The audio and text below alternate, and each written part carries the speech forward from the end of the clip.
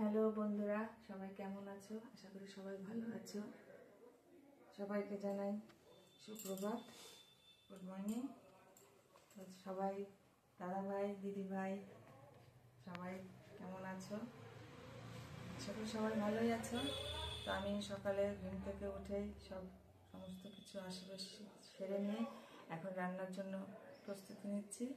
তো রান্নার জন্য আমি প্রথমে ডালটা সিদ্ধ করে নিয়েছি প্রেসার কুকারে। তার জন্য কড়াইতে জল চাপিয়ে দিয়েছি, ভাতের জন্য জল বসিয়ে দিয়েছি। এবার জলটা গরম হয়ে গেছে, আমি এবার চালটা দিয়ে দেবো।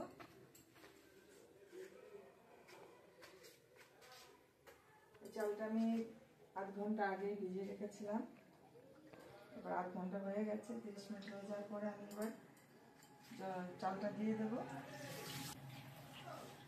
আজকে হচ্ছে বৃহস্পতিবার, লক্ষ্মীবার, তাই আমি সমস্ত কিছু নিরামিষ রান্না করব।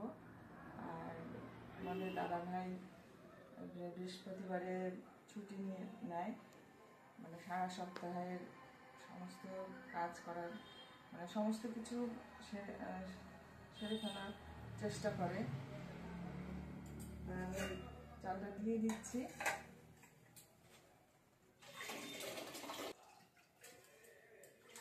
এবার আমি ডালটাও দিয়ে দেবো। এটা হচ্ছে মটরের ডাল, সের জন্য প্রেসার কুকারে সিটি দিয়ে নিয়েছি। আর জলটা গরম হলে আমি ডালটা দিয়ে দেবো। তো এইটুকু সময়ের মধ্যে আমি একটু সবজিটা কেটে নেবো। চলো আমি কি সবজি কাটছি, কি রান্না করব সেটা দেখতে থাকুন। এই যে আজকে আমার মেনু, এই যে এটা নিরামিষ রান্না হবে, তার জন্য আমি সমস্ত আনাজ কেটে নিয়েছি।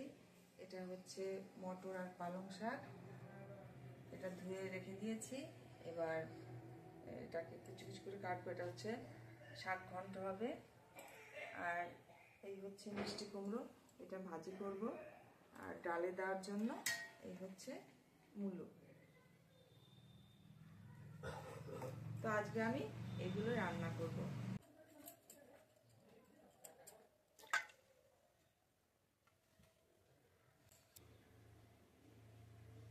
সবজিটা কেটে নিয়েছি, আর এই কুমড়ো ভাজির জন্য কুমড়োটাও কেটে নিয়েছি।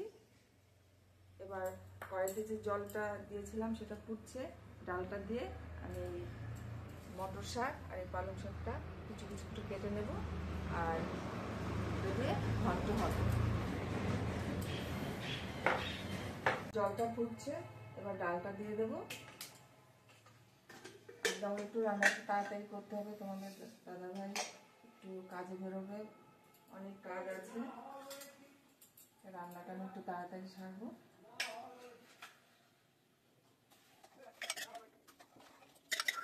ডালটা দিয়ে আমি শাকটা কেটে নেব। এই শাকগুলো কুচি কুচি করে কেটে নেব, এটা দিয়ে ঘন্ট করব।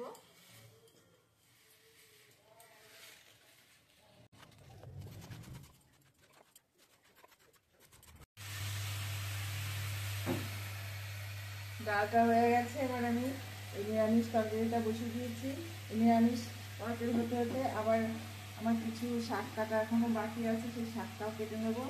আর এই নিরামিষ তরকারি করতে করতে আমি কুমড়োটাও ভেজে নেব।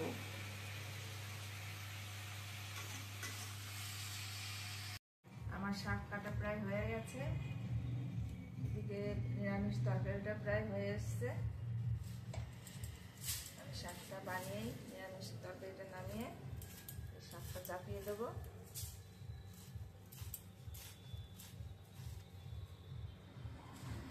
শীতের দিনে একটু শাকটা বেশি খাওয়া হয়, তো আমাদের শাক ঘন্টটা একটু বেশি খাওয়া হয়। আর নিরামিষ যেদিন থাকে, আজকে হচ্ছে বৃহস্পতিবার, লক্ষ্মীবার, নিরামিষ তরকারিতে ধনে পাতাটা হচ্ছে আমাদের নিজেদের লাগানো, পিছনে একটু ধনে গাছ লাগিয়েছি, সের জন্য নিরামিষ তরকারিতে বেশিরভাগই আমি ধনে পাতাটা দিই। এর সঙ্গে ধনে পাতাটাও কুচি করে নিচ্ছি। শাক ঘন্টের মধ্যে দেবো, আর একটু নিরামিষ তরকারিতে দেবো।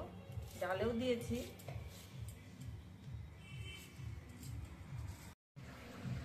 নিরামিষ তরকারিটা হয়ে গেছে, এবার আমি শাকটা রান্না করব।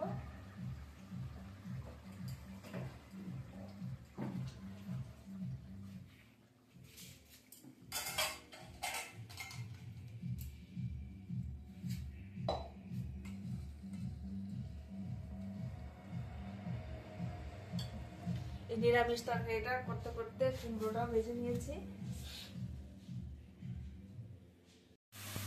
নিরামিষ তরকারিটা হয়ে গেছে, এবার আমি শাক ঘন্টটা রান্না করে নেব।